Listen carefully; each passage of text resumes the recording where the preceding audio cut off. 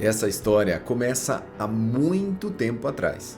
Há tanto tempo que nem os Shinigamis, como existem hoje, existiam na época. A organização e a sociedade dos Shinigamis era totalmente diferente. Yamamoto, nessa época, participava de uma organização de Shinigamis que se chamavam As Divisões. E eles não eram tão organizados como eles são hoje. Na verdade, todos eles eram verdadeiros carniceiros. E para os Shinigamis dessa época, com grandes poderes não vinham grandes responsabilidades. E foi durante esse período que Yamamoto conheceu o seu pupilo, o Sasakibe, que era apenas um jovem nessa época. O Yamamoto também não era tão velho, e ele teve vários apelidos devido às cicatrizes na sua testa. Apelidos esses que o Yamamoto não gostava, mas ele acabava tolerando. Depois de algum tempo, aconteceu a grande guerra entre os Quincy e os Shinigami. E isso aconteceu exatamente pela dualidade de pensamento dos dois povos. Os Shinigamis acreditavam que os Hollows deveriam ser purificados, e isso realmente se provou certo com o tempo.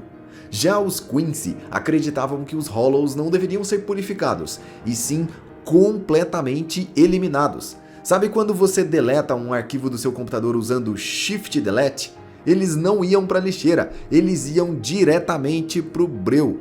Eles deixavam de existir e eram completamente apagados do sistema. Acontece que essa forma de eliminação dos Quincy rompia o fino tecido da realidade. E assim, se os Quincy continuassem eliminando Hollows atrás de Hollows sem purificá-los, a realidade se rasgaria e os mundos se colidiriam, se destruindo. Os Quincy até sabiam disso, mas eles não estavam nem aí. Eles conseguiriam sobreviver de todas as formas. E assim, eles estavam pouco se lixando para o pensamento dos Shinigamis. Já os Shinigamis se preocupavam e muito com o bem-estar dos seres humanos e até com as outras formas de vida que habitam esse misterioso mundo. Dessa forma, os Shinigamis, para defender os humanos e tudo mais que existe, travaram uma guerra com os Quincy, se declarando os seus piores inimigos. Os Shinigamis até conseguiram sair vitoriosos, mas eles tiveram muitas baixas. E nessas batalhas épicas que aconteceram, a mais intensa e a mais poderosa, sem dúvida, foi do Rei Quincy Yhwach contra o Capitão Yamamoto. Os dois tiveram uma batalha tão intensa que o Rei Quincy foi selado durante 1000 anos, até voltar nos acontecimentos finais de Bleach. Yamamoto foi considerado o Shinigami mais poderoso que já existiu durante várias eras. E ele foi um dos únicos Shinigamis que existiu na história que conseguiu fazer frente ao Rei Quincy. Realmente pouca gente consegue bater de frente com Yhwach. Até o nome dele é difícil de falar. Os Quincy, refugiados da guerra, fingiram que haviam sido completamente derrotados e se esconderam nas sombras. Uma dimensão paralela à Soul Society onde eles poderiam se esconder tranquilamente e viver ali recuperando seus poderes até chegar o dia do novo confronto. Os Quincy queriam revanche, eles não aceitaram perder. Para eles a derrota não é uma opção. 1000 anos depois, os Quincy reuniram todo o tipo de poder que existia e se prepararam para realizar um verdadeiro ataque à Soul Society. É aí que entra novamente o Yamamoto. Afinal, durante os anos de paz, ele não teve muita participação nas coisas, apesar de participar de toda a criação da Soul Society e ter vivido por um tempo muito longo. Podemos considerar que o Yamamoto viveu um longo tempo de paz, mesmo entrando em algumas pequenas batalhas. Graças aos acontecimentos com o Ichigo, a dureza e a rigidez da Soul Society foi se quebrando lentamente, de forma que a organização dos Shinigamis pode ser marcada antes e depois do Ichigo, de tão diferente que ela ficou após a passagem do Shinigami substituto de cabelo laranja por lá. E assim como nós já vimos aqui, o Sasakibe é aquele pupilo que sempre seguiu e queria tanto ser o braço direito do Yamamoto e estar sempre com ele. Logicamente, vivendo todo esse tempo, um apoiando o outro, um defendendo o outro, eles se gostavam e tinham uma amizade de muito tempo. Esse sentimento foi completamente destruído pelos Quincy, porque a primeira coisa que eles fizeram foi exatamente atacar o Sasakibe, deixando ele gravemente ferido a ponto dele não conseguir sobreviver. E ainda por cima, roubaram a sua Bankai. Essa Bankai foi tão importante na vida do Yamamoto que ele tinha um nome antes de conhecer o Sasakibe. Esse nome foi alterado, porque ele desafiou o Sasakibe a mostrar a sua Bankai. E o Sasakibe, após desenvolver e liberar a sua Bankai, usou ela contra o Yamamoto. A cicatriz que ele tinha no seu rosto, que dava o seu apelido, mudou de formato. E aí, os outros Shinigamis resolveram mudar o apelido do Yamamoto, exatamente por conta disso. Ou seja, durante muitos séculos, o Yamamoto ficou sendo chamado por um nome que foi criado graças ao Sasakibe. Dá para entender já o nível de profundidade que tem em toda essa relação. A Bankai do Sasakibe era muito importante para o Yamamoto. Era parte, definitivamente, do próprio Sasakibe. E agora, um Quincy, além de fazer toda uma destruição na Soul Society, estava usando a Bankai do Sasakibe na frente do Yamamoto. Eu não preciso nem dizer o quanto o chão tremeu. O Yamamoto liberou todo o seu Haki do Rei. A pressão espiritual, a Heiatsu do Yamamoto, espalhou por toda a atmosfera, deixando alguns inimigos aterrorizados e até mesmo alguns aliados. Alguns Shinigamis que estavam caídos e desanimados, achando que eles iriam perder a guerra, se animaram, se levantaram e falaram: opa, o Yamamoto tá aqui e tá nervoso, vamos lutar, porque com o nosso comandante do nosso lado nós podemos vencer.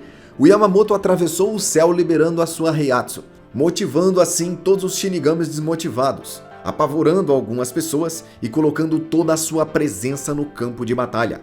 E quando ele viu aquele Quincy usando aquela Bankai, ele não teve a menor paciência. Ele se lançou na frente dele e usou as suas chamas.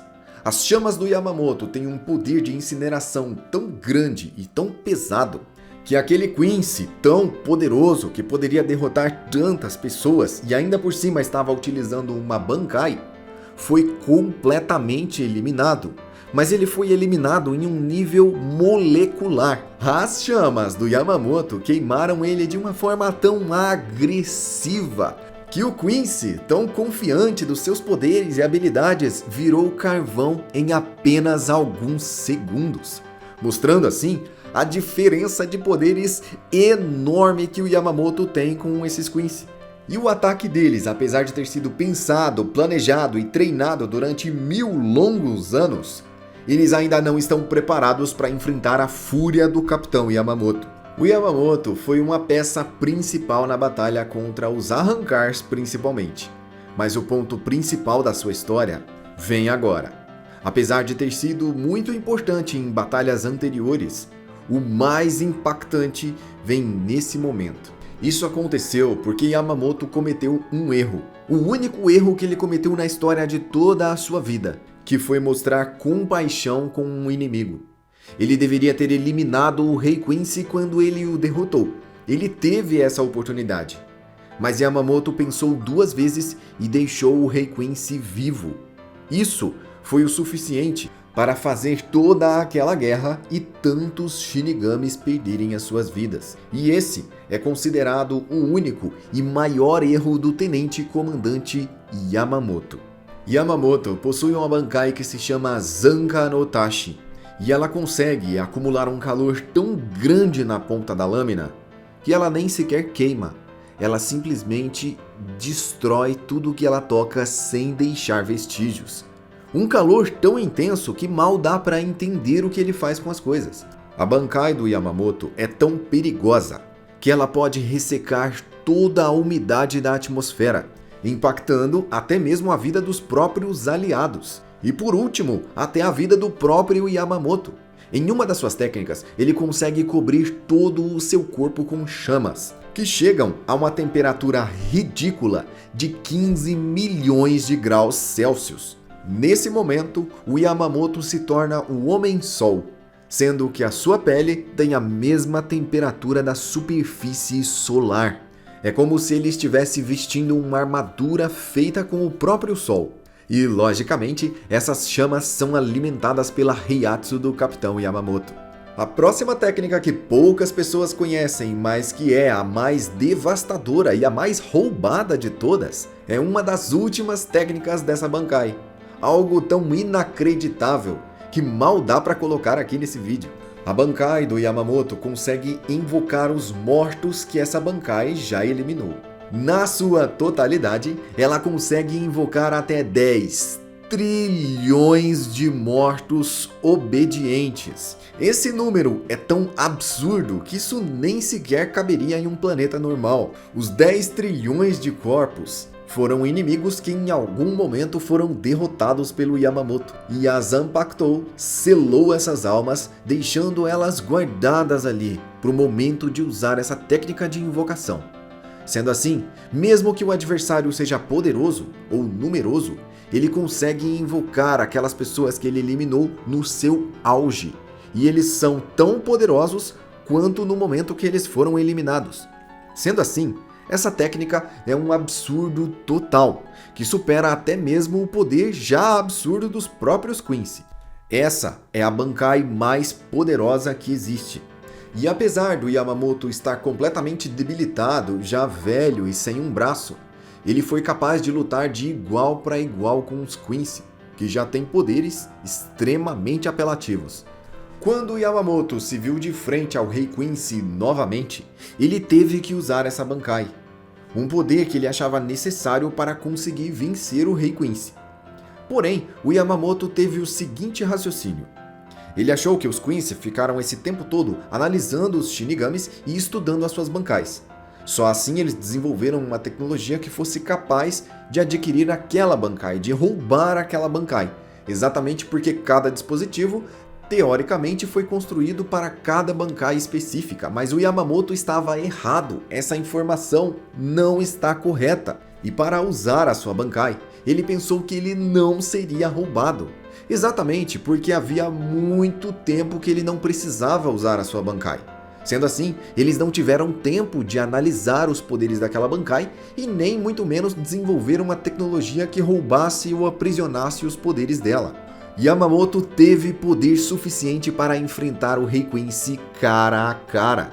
Mas esse dispositivo de roubar Bankais funcionou e ele teve a sua Bankai roubada. E isso, para o Yamamoto, significa muito mais do que para qualquer outro Shinigami, pois ele perdeu um poder avassalador nesse momento.